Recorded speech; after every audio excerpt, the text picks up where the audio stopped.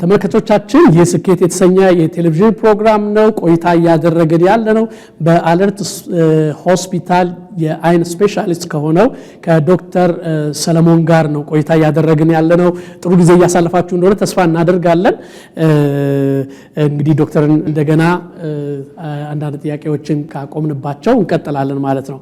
ሰው ሲቸግረው ወይም ደግሞ ወደ ስኬት ለመድረስ ስኬት ያው ከህይወት እንዳየነው ከሆነ ሰዎችን መርዳት ነው ደካሞችን መርዳት ነው በሚል አይነት ሐሳቤ አንተ ከግል ሆስፒታል ጥሩ ደሞዝ ከሚገኝበት እንደገና ተመልሰህ ወደ 15000 ደሞዝተኝነት ተመልሰህ መስራትህ የማይችሉትን ለመርዳት ለማገዝ ነው የሚለውን ነገር አስቀምጠህልናልና ላንተ ስኬት ይሄ ነው ገንዘብ ማግኘት ትልቅ ቤት መስራት እነዚህ አይደሉም የሚለውን ሐሳብ ያስቀምጥልናልና ካንተ ህይወት ስማር ይሄንን አያለው።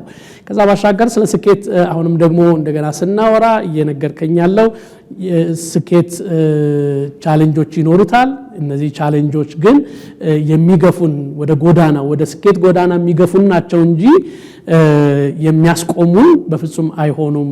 ስለዚህ ተግዳሮቶቻችን ለዛ ብቁ ነው የሚያደርጉን የሚለውን አይነት ነገር እያልከን ነውና ስለዚህ ወደ እግዚአብሔር እናስቀምጣቸው ችግሮቻችንን ሲደክመን መሄድ ሲያቅተን ወደ እግዚአብሔር እናንተ ደካሞች ሸክም የከበዳችሁ የሚል አይነት ሐሳብ ስላለ የመጽሐፍ ቅዱስ ሐሳብ ማለት ነው። ስለዚህ አሁን ይሄ ሰው ምን ያደርግ? አንድ ወጣት እንደዚህ አይነት ተግዳሮቶች ሲመጡ መስቀለኛ መንገድ ሲገጥመው ምርጫ ብዙ ሲሆንበት ተግዳሮቶቹ ሲበዙበት እንደ ሰው ምን ማድረግ መቻል አለበት?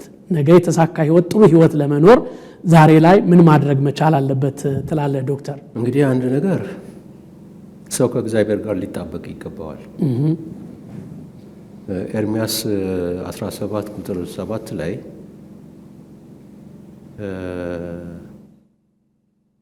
ስጋ ለባሽን የሚደገፍ እርጉም ነው ይላል። ነገር ግን እግዚአብሔርን የሚደገፍ እግዚአብሔርን የምትደገፍ ከሆነ ለምናም በሱ ላይ የምትጥል ከሆነ ፍሬያማ ነው የምትሆነው። በውሃ ዳር እንደተተከለ ዛፍ ስሩም ወደ ወንዝ እያደገ እንደሚሄድ ቅጠሉም በሙቀት ጊዜ ወይንም በድርቅ ዘመን እንደማይጠወልግና እንደሚለመልም እንደሚያፈራም በክፉ ወቅት እንደሚያፈራ ዛፍ ነው ይላል። ይሄ ጻድቅ ሁልጊዜ ከእግዚአብሔር ጋር እግዚአብሔርን ተደግፎ ነው ሊኖር የሚገባው እና አሁን ስለ ዛፍ ግዶት አይደለም እዛ ጋር የሚናገረው እና ስሮቹም ወደ ውሃ እንደሚሄዱ ቅጠሉም እንደማይረግፍ ይላል። የሰው ማንነቱ ከእግዚአብሔር ጋር ከተጣበቀ ግንዱ እግዚአብሔር ነው። እግዚአብሔር ከተደገፈ ቅርንጫፉ አይደርቅም። ቅርንጫፉ ምግቡን የሚያገኘው ከግንዱ ነው። ስለዚህ እግዚአብሔርን የተደገፈ ከእግዚአብሔር ጸጋውንም ሞገሱንም እርዳታውንም ሁሉ ከእግዚአብሔር ነው የሚያገኘው። እንደዛ በሚሆንበት ጊዜ ፍሬያማ እየሆነ ነው የሚሄደው። ጻድቅ እንደ ዘንባባ ያፈራል ሲል ዘንባባን ያየን እንደሆነ ዘንባባ ቀጥ ብሎ ነው የሚቆመው። የዘንባባ ዛፍ ኃይለኛ ንፋስ ሲመጣ ሌሎች ዛፎች ሲወድቁ የዘንባባ ዛፍ አይወድቅም።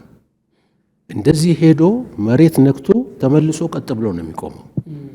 ዘንባባ ብዙ ጊዜ ከ50 ሜትር ዘንባባ ያለበት ቦታ ከዘንባባው ከተተከለበት 50 ሜትር ርቀት ላይ ውሃ አለ ከውስጥ ውሃ ቁፋሮ ሲሄዱ ዘንባባ ያለበት ቦታ ፈልገው ከዛ 50 ሜትር አካባቢ ርቀው እንትን ሲሉ ውሃ አለ። ሁልጊዜ ስሩ ውሃ ያገኛል። ሁሌ ቀጥ ብሎ ነው የሚቆመው። የሚያፈራው ደግሞ ሁልጊዜ ጣፋጭ ነገር ነው። ቴምር ነው የሚያፈራው። ቴምር ደግሞ ኤክስፓየሪቲ የለውም እና ቅጠሉ ራሱ እንኳን ለጥሩ ጊዜ ነው የሚሆነው። ለሰርግ አሁን ለምሳሌ ለለቅሶ ቤት ምናምን አይደረግም። ዘንባባ እንትን አትልም። ለሰርግ፣ ለበዓል፣ ለስኬት፣ ለምናምን ነው ቅጠሉ እንኳን የሚያገለግለው። ስለዚህ ፍሬውም ደግሞ ኤክስፓየሪቲ ዴት የሌለው የሚጣፍጥ እንትን ነው። ጻድቅ እንደ ዘንባባ ያፈራል ሲል የጻድቅ ፍሬው ሁል ጊዜ የሚጣፍጥ ነው፣ የሚታይ ነው፣ ለሁሉ የሚደርስ ነው፣ በሁሉ ዘንድ የሚሞገስ ነው ለማለት ነው። እና ወደዛ እንትን ለማድረግ ሁልጊዜ በጽድቅና በቅድስና ልንመላለስ ይገባናል። ጽድቅ እኛ ጽድቃችን በምናደርገው እንትን አይደለም። የፈለግከውን ያህል አንተ ለቸርች ብትሰጥ የፈለግከውን ሚሊዮን ብታፈስና እንትን ብትል ያ አይደለም የሚያዘርግ። ጽድቅ ክርስቶስ ያደረገልህን አምነህ በዛ ስትመላለስ ነው። በቃ እግዚአብሔር የሚወደውን እግዚአብሔር የሚጸየፈውን ከተጸየፍክ የሚወደውን ከወደድክ ያ ነው ጽድቅ። ጽድቅ በእግዚአብሔር ፊት ቦልድሊ ዊዛውት ኤኒ ኮንደምኔሽን መቆም ማለት ነው። እንደዛ እንትን የምትል ከሆነ በቃ አንተ ሁሉ ነገርህ እያፈራ የሚሄድ ነው። በስኬት የምትመላለስ ነው የምትሆነው። ስኬትህ እግዚአብሔር ነው ሊሆን የሚገባው። ስኬትህ ጽድቅ ነው። ስኬትህ ቅድስና ነው። በቅድስና እንትን ልታደርግ ነው የሚገባ እና እግዚአብሔር አምላክህን በፍጹም ልብህ፣ በፍጹም ነፍስህ፣ በፍጹም ኃይልህ ውደድ እና ባልንጀራህንም እንደ ራስህ አድርገህ ውደድ ይላል። አዲስ ኪዳን ላይ ደግሞ ባልንጀራችንን እንደ ራሳችን አድርገን መውደድ። ማንንም ልንጠላ አይገባንም። የይቅር ባይነት መንፈስ ሊኖረን ይገባል። ማንም ቢበድለን ይቅር ልንለው ይገባል። ምክንያቱም ዊዛውት ኤኒ ኮንዲሽን ነው እግዚአብሔር እኛን ይቅር ያለን። ስለዚህ ኢምፓርት ማድረግ ያለብን እግዚአብሔርን አባታችን ካልነው ከሱ ኢምፓርት ልናደርግ የሚገባን የእሱን ካራክተር ነው፣ የእሱን ቢሄቪየር ነው። እሱ ፍቅር ነው። በፍቅር ነው ልንመላለስ የሚገባን። እሱ መሐሪ ነው። በምህረት ነው ልንመላለስ የሚገባን። እሱ አዛኝ ነው። እሱ ፈዋሽ ነው። እሱ አዳኝ ነው። በዛ የእሱን ባህሪ ነው ልንወርስና ያንን ኢምፓርት አድርገን ያንን ይዘን ልንመላለስ የሚገባን። ካለበለዚያ ዝም ብለን በቃ ስራችን ላይ ብቻ እንትን ብናደርግ የትም አያደርሰንም። አንድ ሰው በስፖርት በጣም ከፍተኛ ደረጃ የደረሰ አንቱ የተባለ ሊሆን ይችላል። በመስበክ አንቱ የተባለ ሊሆን ኃይለኛ ሰባኪ ሊሆን ይችላል። በማስተማርም እንደዚሁ፣ በኢንጂነሪንግ ሙያም እንደዚህ አንቱ የተባለ እና የትና የት እንትን ሊደርስ ይችላል። ነገር ግን እንደ እግዚአብሔር ፈቃድና እንደ እግዚአብሔር ሐሳብ እንደ እግዚአብሔር የልቡ ሐሳብ የማይመላለስ ከሆነ ቤተሰቡን እንደ እግዚአብሔር ሐሳብ ሊመራ የማይችል ከሆነ ያ ሰው ስኬታማ ነው ማለት አንችልም። እና ስኬት ማለት በቤትም በውጭም ነው። በቤት ብቻ አይደለም፣ በውጭም ጭምር ነው። ስለዚህ አንድ ሰው ስኬታማ ሆኖ እንትን ለማለት ጻድቅ መሆን አለበት። በጽድቅ መመላለስ አለበት።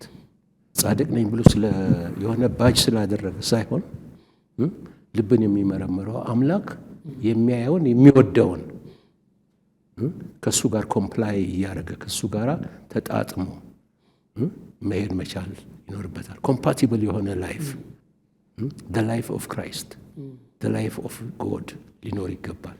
እግዚአብሔራዊ ሕይወት ሊኖረው ይገባል። እንደ እግዚአብሔር ፈቃድ እንደ እግዚአብሔር ባህሪ ሊመላለስ ይገባል። ያንን በሚያደርግበት ጊዜ ስኬታማ ነው። የስኬቱ ትልቁ እንትኑ መድረሻው በጽድቅ መመላለስ ነው፣ በቅድስና መመላለስ ነው፣ ከእግዚአብሔር መጣበቅ ነው፣ የእግዚአብሔርን ፈቃድ መፈጸም ነው፣ ትእዛዙን መፈጸም ነው። ኢሳይያስ 1:19 ላይ እኮ እሺ ብትሉ ብትታዘዙ የምድርን በረከት ትበላላችሁ፣ እምቢ ብትሉና ብታምፁ ግን የእግዚአብሔር ሰይፍ ይበላችኋል ይላል። ስለዚህ እግዚአብሔርን ልንታዘዘው ይገባናል። በእግዚአብሔር ፈቃድ ውስጥ ነው ልንኖር የሚገባ፣ ልንታዘዘው ይገባናል። አትስረቅ እያለ የምንሰርቅ ከሆነ፣ አታመንዝር እያለ ዝሙት የምንፈጽም ከሆነ ይሄ ሰይፍ በራሳችን ላይ እንደ መምዘዝ ነው። ሲዩሳይድ ኮሚት እንደማድረግ ነው የሚቆጠረው። ስለዚህ ታዛዥ መሆን አለብን ለእግዚአብሔር ቃል፣ ለእግዚአብሔር ለራሱ።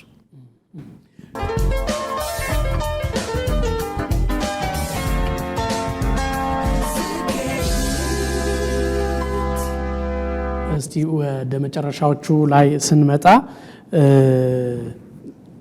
ቅድምም ምናልባት ከስቱዲዮ በፊት እያወራኝ ነበር ዶክተርና የአይን ሕክምናው ላይ ብቻ ሳይሆንም ሚዲያዎችንም እየሰበሰብ ትሬኒንግ እንደሚሰጥና ስለ አይን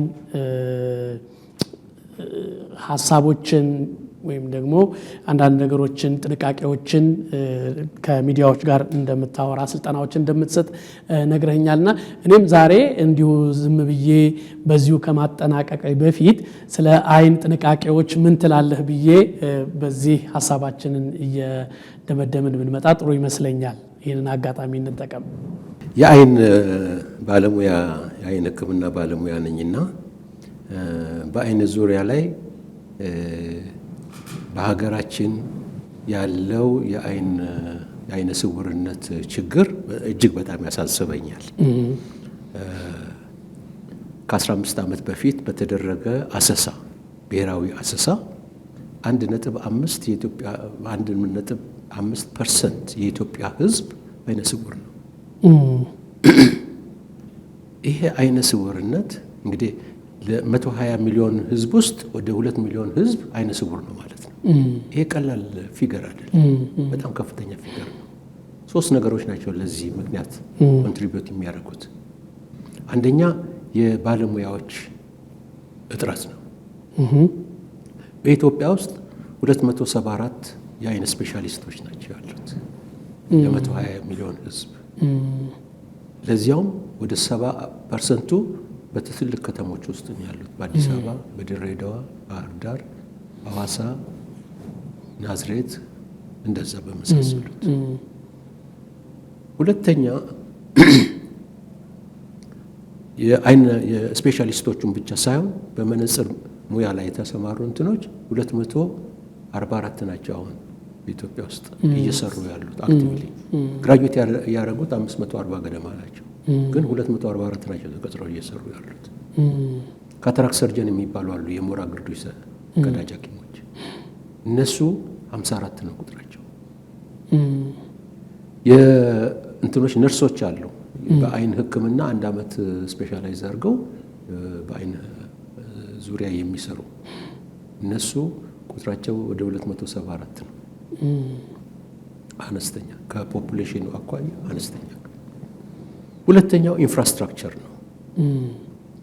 በሀገራችን ያሉት የአይን ሕክምና መስጫ ተቋማት ፕራይቬት ሳይሆኑ በመንግስትና መንግስታዊ ባልሆኑ ድርጅቶች ፌዝ ቤስድ ኦርጋናይዜሽንስ ሊሆኑ ይችላሉ። የእምነት ተቋማት፣ የኤንጂኦዎች፣ መንግስታዊ ያልሆኑ ድርጅቶች እና የመንግስት እንትን አንድ ላይ 47 ናቸው። ሰከንደሪ 5 ደግሞ 6 ደግሞ ተርሸሪ ይባላሉ። ተርሸሪ የሚባሉት የአይን ስፔሻላይዜሽን የሚያሰለጥኑ ሰብ ስፔሻሊስቶች ያላቸው የአይን ሐኪሞች ያሏቸው ማለት ነው። እንግዲህ አንድ ላይ ወደ 53 ገደማ ናቸው። ኢትዮጵያን ለሚያክል ትልቅ እንትን 1.03 ሚሊየን ስኩዌር ኪሎ ሜትር ስለሆነ ምድር ይሄ ብቻ ነው ያለን። በሶስተኛ ደረጃ ላክ ኦፍ ኢንሳይትፉልነስ፣ ይሄ የግንዛቤ እጥረት ነበረ። ምክንያቱም በመንግስት በኩል የነበረው ትኩረት እንትን ላይ የተመሰረተ ነበር፣ በገዳይ በሽታዎች ላይ የተመሰረተ ነበር እና ከዛ አኳያ ገዳይ በሽታዎች ላይ ብቻ ሳይሆን አይነ ስውርነትም ራሱ ገዳይ ነው። አንድ ሰው የእይታ መጠኑ በጣም ደካማ ከሆነ ሰው ሊገድል ይችላል። ራሱን በአክሲደንት ሊሞት ይችላል። ንብረት ሊያጠፋ ይችላል። እና ከ3 ወር በፊት አንድ ሰው መጡና እይታቸው መጠን በጣም የወረደ ነው። የከባድ መኪና ሹፌር ነኝ፣ ጅቡቲ እመላለሳለሁ አሉ እና መንጃ ፈቃድ ላሳድስ ሄጄ በዚህ እይታ እንትን አንልም ብለው ጤና ጣቢያዎች መለሱኝ አሉ። አሁን እኔም ራሴ እመልሶታለሁ አልኳቸው። ምክንያቱም አየው ሞራ አላቸው፣ ሞራው ለሰርጀሪ የደረሰም አይደለም፣ እይታቸው በጣም ደካማ ነው። ይሄንን ፈቃዶ ይታደስ ብዬ ላዝሎት አልችልም አልኳቸው። ምን ሰርቼ ልበላ ነው አሉ። ኖ እርሶ ሰርተው መብላት ሆነ አይደለም፣ ሰርተውም ላይበሉ ይችላሉ። ምክንያቱም በራስዎም ላይ አደጋ ያመጣሉ፣ በንብረት ላይ አደጋ ያመጣሉ፣ በሌሎች ሰዎች ላይም አደጋ ሊያመጡ ይችላሉ። ምክንያቱም አንድ ሰው መኪና በሚነዳበት ጊዜ እንደውም ከባድ መኪና በሚነዳበት ጊዜ ንብረት ነው እንትን የሚለው እና በደንብ አይኑ አጥርቱ ማየት አለበት። ያንን ካላደረገው ገደል ገብቶ ነው እንትን የሚያደርገው። ስለዚህ ይሄ ደግሞ ገዳይም ነው። አይነ ስውርነት ገዳይ ነው። በደንብ ሳያዩ ቀርተው ከርቀት የሚመጣን መኪና ሳያዩ ቀርተው ዝም ብለው እናቋርጥ ሲሉ ተገጭተው ሊሞቱ ይችላሉ እና ገዳይ አይደለም ተብሎ አንደርሉክድ ሊሆን አይችልም፣ ችላ የሚባል አይደለም። እና ይህንን ግንዛቤ አትሊስት በሚዲያ ህብረተሰቡ ማወቅ አለበት። ምን አይነት የአይነት ችግሮች ናቸው ቶሎ ሕክምና የሚያስፈልጋቸው፣ በሰርጀሪ ሊድኑ የሚችሉት፣ ሕክምና ሊያገኙ የሚገባቸው በሚል ህብረተሰቡ ግንዛቤ ካላገኘ ወደ አይን ሕክምና መሄድ አይችልም። ስለዚህ የማስ ሚዲያ ስራ አስኪያጆችን፣ ፕሮግራም ማኔጀሮችን ነው አንድ ላይ ሰብስቤ ከ3 ዓመት በፊት ከ4 ዓመት በፊት ደብረ ዘይት ላይ ትሬኒንግ ሰጠው እና ከዛ በኋላ በማግስቱ ኢሚዲየትሊ የጠሩኝ እንትኖች ነበሩ። ይሄ ዋልታ ቴሌቪዥን እነ ፋና በቃ ሁሉም ከየእንትኑ እየጠሩን እዛ ላይ መግለጫ እንሰጣለን። ጤናው በቤቱ ላይ የተደጋጋሚ እየተጋበዘን እንላለን። ያ ምንድነው ህብረተሰቡን ሊያነቃ ይችላል። ህብረተሰቡ ስለ አይን ችግር መረዳት ይችላል። በአሁኑ ወቅት እጅግ በጣም እየተስፋፋ የሄደ የአይን ችግር አለ። ከስኳር በሽታ የተነሳ በረቲናቸው ላይ ደም እየረጨ እንትን የሚል ያ በጊዜ ሕክምና ማግኘት ይኖርባቸዋል። ሁለተኛ ግላኮማ የሚባለውም እየበዛ ነው ያለው በአሁኑ ጊዜ። የግላኮማ የሚባለው የአይን ፕሬዠር ነው። ያ የአይን ፕሬዠር ደግሞ የአይንን ነርቮን ስለሚያቃጥል ወደ አይነ ስውርነት ነው የሚወስደው። ስለዚህ ከታወሩ መዳን አይችሉም። ለምሳሌ በሞራ ግርዶሽ አንድ ሰው ቢታወር ኦፕሬት ከተደረገ በኋላ ሊያይ ይችላል። ግላኮማ እንትን ካለ ግን ከጠፋ አይመለስም። ስለዚህ እንደዚህ አይነት ችግር ያለባቸው ሰዎች ወደ አይን ሕክምና መስጫ እየሄዱ ተመርምረው አስፈላጊውን ሕክምና እንዲያገኙ የግንዛቤ እንትን እንሰጣለን። ሌላው የአለርት ሆስፒታል ፉሊ ሰፖርትድ የሚሆነው ሲቢኤም ክርስቲያን ብላይንድ ሚሽን የሚባል ድርጅት አለ። ፊላንትሮፊክ ኦርጋናይዜሽን ነው። ምግባረ ሰናይ ድርጅት ነው እና ይሄ ድርጅት ነው አለርትን ሰፖርት የሚያደርገው። አለርትን ብቻ አይደለም፣ 12 የአይን ሆስፒታሎችን ወልዲያ፣ ቦሩ ሜዳ፣ የተለያዩ እንትኖች አሉ። ደብረ ማርቆስ ሆስፒታልን፣ ይርጋለምን፣ ወሊሶን፣ ናዝሬትን፣ መናገሻ ቼሻየር ሆም እነዚህን የሚረዳ ምኒልክ ሆስፒታልንም ራሱ የሚረዳ ድርጅት ነው። ስለዚህ እነዚህን ደግሞ በመድኃኒትም በሕክምና መሳሪያም በበጀትም የሚረዳ ስለሆነ እነዚህን ደግሞ የማስተባበሩ ስራ ደግሞ እኛ ነን የምናከናውነው፣ አለርት ነው የሚያከናውነው። ስለዚህ በአይን ሕክምና ክፍሉን መምራት ብቻ ሳይሆን እነዚህንም ደግሞ የማስተባበር ኃላፊነትም ጭምር ነው ማካሄደውና እነሱንም ደግሞ ሰፖርት ማድረግ፣ የእውቀት ሽግግር ማድረግ፣ ሪሶርስ ሞቢላይዝ ማድረግ ያንን እያደረገን አትሊስት የአይን ችግሩ የሚቀረፍበትን መንገድ ልናጠፋው አንችልም፣ ግን ለመቅረፍ ከፍተኛ ጥረት እያደረግን ያለ ነው። ለዚያም ደግሞ እግዚአብሔር በጣም እየረዳን ያለ እግዚአብሔር ይመስገን። እንግዲህ ብዙ አሁን ከተነሳው አይነት ሀሳብ ጥሩ አይነት ነገር እያስቀመጥክልን ነው ያለው ዶክተርና ያው ስለ ፈውስም ቅድም እያወራህ ነበረ። በተለይ በዚህ በስኳር ህመም ላይ ለ17 ዓመት መድኃኒት የምትጠቀም ነበር። በኋላ ግን እግዚአብሔር ፈውሰዋል። እግዚአብሔር ፈዋሽ አምላክ ነው። ከዛ ባሻገር ክርስቲያኑ ወደ ሐኪም ቤት የሚሄዱ ነገር በአብዛኛው የደከመም ይመስላል። ለምንድን ነው እግዚአብሔር ይፈውሰኛል በሚለው በትንሽ ቆይታ ብዙ ነገር ሲከሰትበት ይገኛልና የአይነ ስውርነቱም ከዚሁ አንጻር ብዙ ያጋጥማልና ክርስቲያኑ ወደ ሆስፒታል የሚሄድ ነገር ደግሞ ብዙ የለውምና ጥቂት ይሄንን በለንና ፕሮግራማችን ወደ ማጠናቀቁ እንሂድ። ክርስቲያን ምን ማድረግ አለበት? እምነቱ ፈውሱ የእግዚአብሔር ፈዋሽነት እንዳለ ሆኖ ለሐኪም ቤት ያለው አመለካከት ምን መሆን አለበት ትላለህ ዶክተር? እግዚአብሔር ለሐኪሞችም የጥበብ ምንጭ የሆነው እግዚአብሔር ለሐኪሞችም ጥበብን ሰጥቷል። እዛ በመሄድ የሚያጡት ነገር የለም። የእግዚአብሔር ቃል ጻድቅ በእምነት በሕይወት ይኖራል ይላል። ጻድቅ በእምነት እምነት ከየት ነው? ከእግዚአብሔር ቃል ነው። እምነት በእግዚአብሔር ቃል ነው። የእግዚአብሔርን ቃል ማመን ልናምነው ይገባናል፣ ልንኖረው ይገባናል። ቃሉን ላከ ፈወሳቸው ሲል እንትን አይደለም። ቃል የእግዚአብሔር ቃል ይፈውሳል ማለት ነው። ቃሉን ላከ ፈወሳቸው ሲል በቃ በቃሉ ይፈውሳል። ሰርጀሪ እየሰራ አይደለም ጌታ ኢየሱስ ሲፈውስ የነበረው። አይነ ስውር ሆኖ የተወለደውን ሰው አብሮት የነበሩት እንትኖች ደቀ መዛሙርት ይህ ሰው በወላጆቹ ኃጢአት ነው ወይስ በራሱ ኃጢአት ነው እንደዚህ አይነ ስውር ሆኖ የተወለደው? ወላጆቹም አይደለም በራሱም አይደለም፣ እግዚአብሔር ክብሩን ሊገልጥ ስለፈለገ ነው በሚል እንትን ያለው።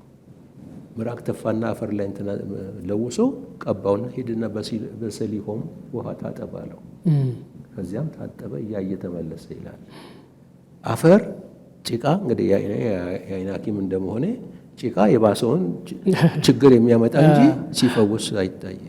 ግን ለእግዚአብሔር ሁሉ ስለሚቻል ያንን አደረገ። እሱም እንዴት ጭቃ እንትን እላለሁ ምናምን ብሎ እምቢ አላለም፣ ታዘዘ። መታዘዝ እዚህ ላይ ጠቀሜታ አለው። በመታዘዙ ሄደ፣ ታጠበ፣ ተመለሰ፣ እያየ ተመለሰ። አገር ሁሉ እስኪደነቅ እናንተን እስኪል ድረስ እና ምንድነው ቃሉን ማመን የእምነታችን ምንጩ የእምነታችን መሰረቱ የእግዚአብሔር ቃል ነው።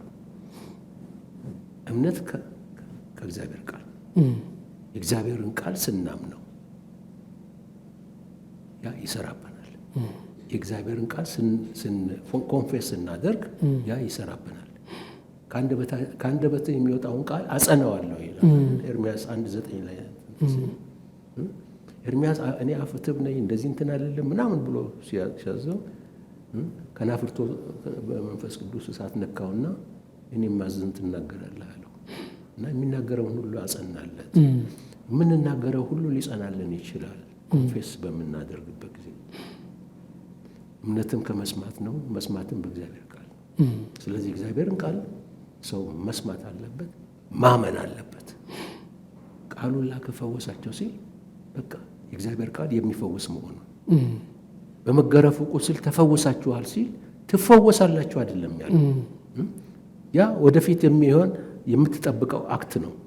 ተፈውሳችኋል፣ ኢት ኢዝ ኤ ደን ዲል፣ ያለቀ የተጠናቀቀ የተረጋገጠ እንትን። ስለዚህ ተፈውሳችኋል ሲል ተፈውሷል በቃ።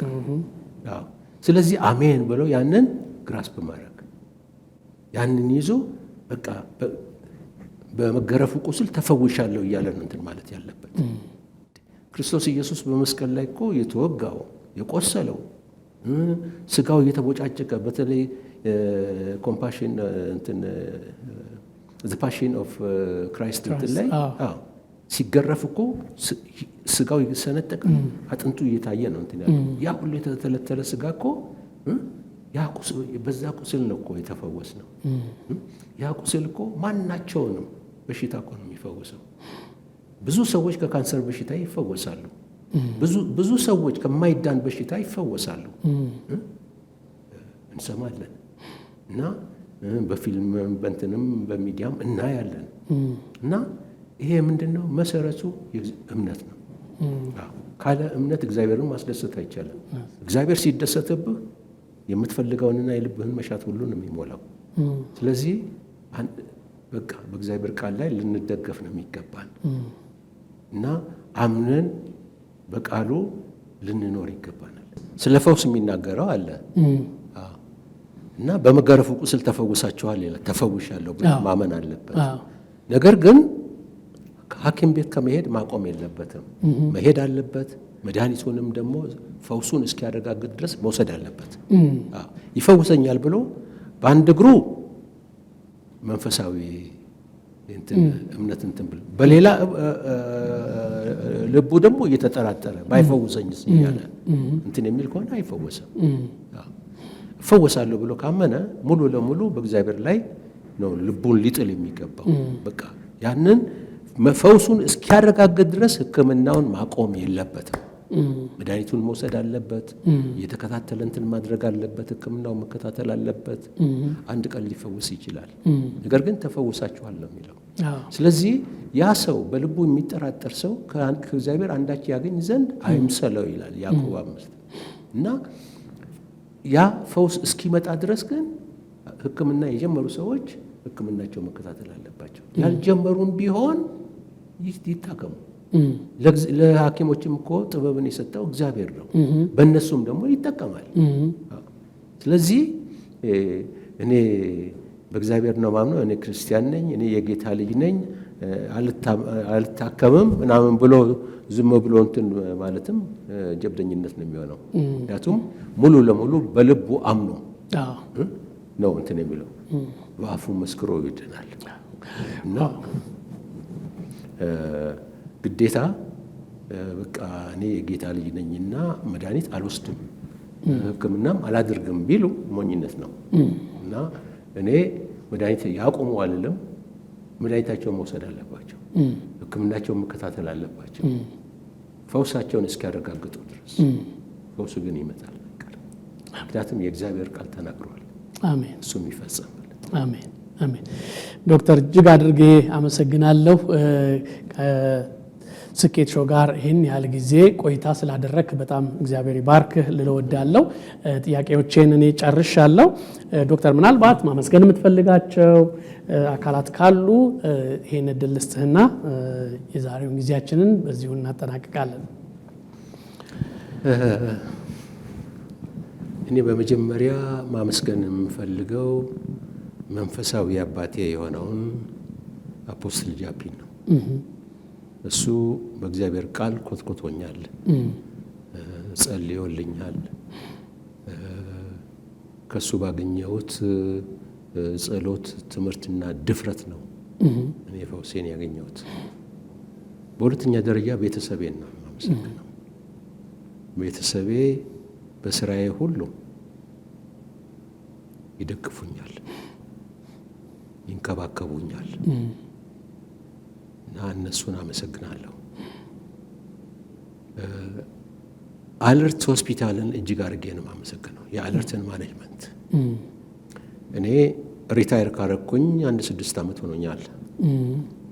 ሪታየር አድርጌም በስራዬ አምነው እንድሰራ አስቀጥለውኝ እየሰራው ነው ያለሁት።